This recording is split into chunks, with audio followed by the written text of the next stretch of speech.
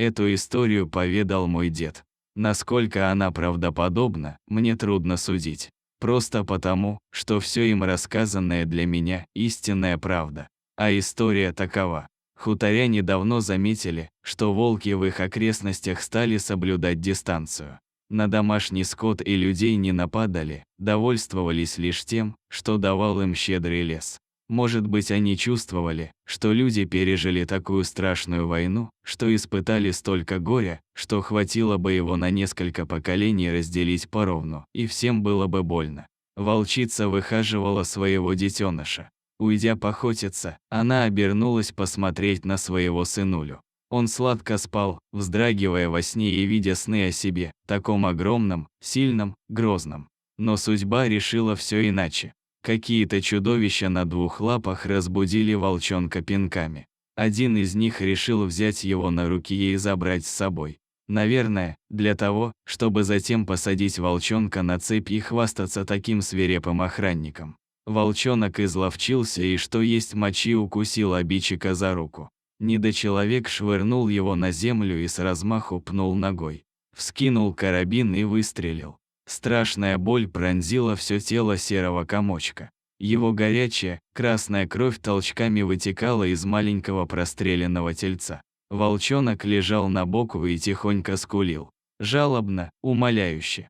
С каждой минутой все тише и слабее становились эти звуки. А рядом с ним появилось несколько капель крови того самого страшного двуногого существа, что сделало ему ужасно больно. А кровь ведь такая же красная. Двуногие между собой громко бранились. Один из них сказал: «Зря ты так, он ведь не домашний кот. Ластиться настанет». Другой голос того самого страшного двуногого зверя произнес: «Волчарой родился, волчарой и подохнет. Смотри, уже дух из него выходит».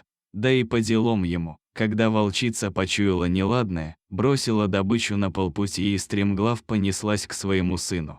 Тот лежал неподвижно на боку, тихонечко и жалобно постановал.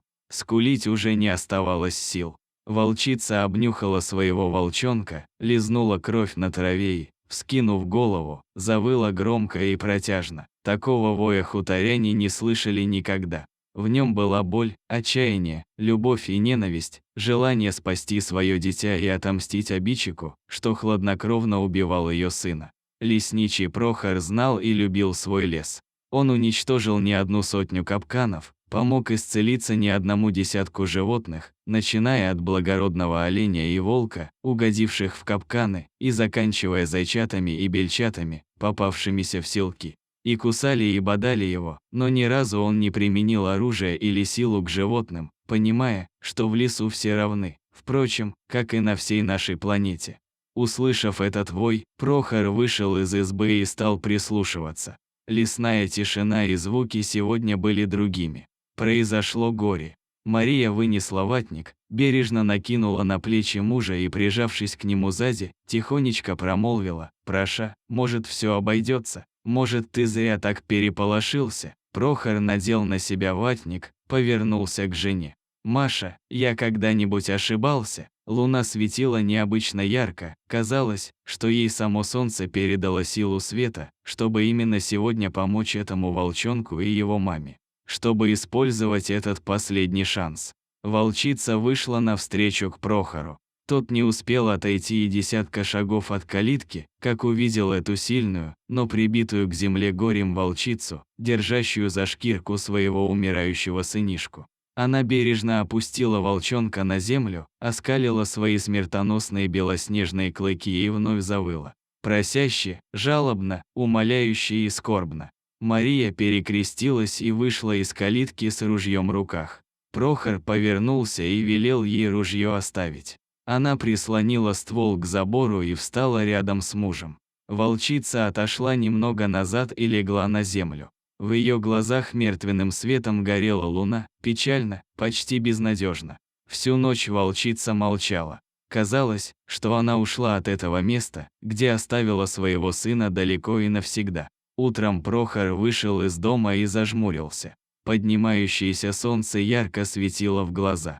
Туман стелился над травой, оставляя на ней мельчайшие, едва заметные капельки, как будто пытаясь смыть ту кровь, что пролилась совсем нелепо и бессмысленно. Птицы, перебивая друг друга, пели свои удивительные весенние песни.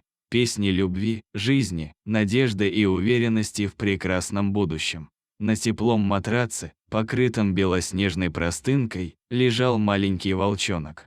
Он спокойно дышал, видел свои детские сны. А на столе в маленькой миске среди окровавленных бинтов лежала та самая пуля. Рядом, на скамейке, обессиленная после бессонной ночи, прислонившись к стене спиной, спала Мария. Кровь спасенного волчонка запеклась на ее руках. Прохор открыл калитку и встретился глазами с волчицей. Она лежала на том самом месте, что и вчера поздно вечером, смотрела на него с надеждой и отчаянием. Глаза ее слезились. Она подняла свою острую морду и как бы спросила молча: «Все нормально, жив твой сынок? Спит он?» «Не волнуйся, мамочка», — сказал Прохор и потянулся за портсигаром. Волчица по собачьи вильнула хвостом и неожиданно умчалась в лес. Мария присела на скамейку рядом с мужем. «Проша, дай и мне затянуться. По-нашему, по-фронтовому». Прохор улыбнулся, протянул папироску жене и, увидев ее руки, промолвил: «Маш, ты бы хоть руки вымыла. Глянь, все в крови. На, затянись разочек. Больше не дам. Негоже женщине куревом увлекаться». В этот момент из-за кустарника появилась волчица, в зубах она держала огромного глухаря. Вероятно, того самого, что поймала на злополучной вчерашней охоте. Она подошла ближе к людям и положила свою добычу на траву. Пристально поглядела в глаза этим добрым существам и, вскинув голову вверх, протяжно завыла. «Тихо ты, всю деревню переполошишь», — сказал Прохор и добавил: «Машенька, а принеси-ка нашего пациента». «Ну, что ты смотришь? Что могли, мы сделали. Дальше, природа сама без нас справится». Волчонок сладко спал. Ласковые руки Марии вынесли его из дома прямо на простынке с пятнышками крови. Точь, как у человека. Она положила зверька на траву, опасаясь, что подбежавшая к ней волчица просто порвет ее, спасая своего детеныша. Но волчица лизнула руку Марии и наклонилась к своему сыночку. Рана была забинтована, но мамочка бережно лизнула несколько раз своего волчонка. Тот потянулся сладко и громко взвизгнул от боли.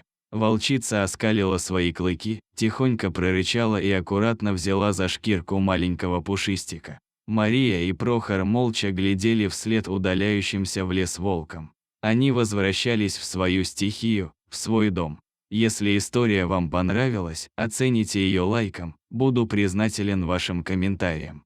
При желании подписывайтесь на мой канал. Всем мира и добра!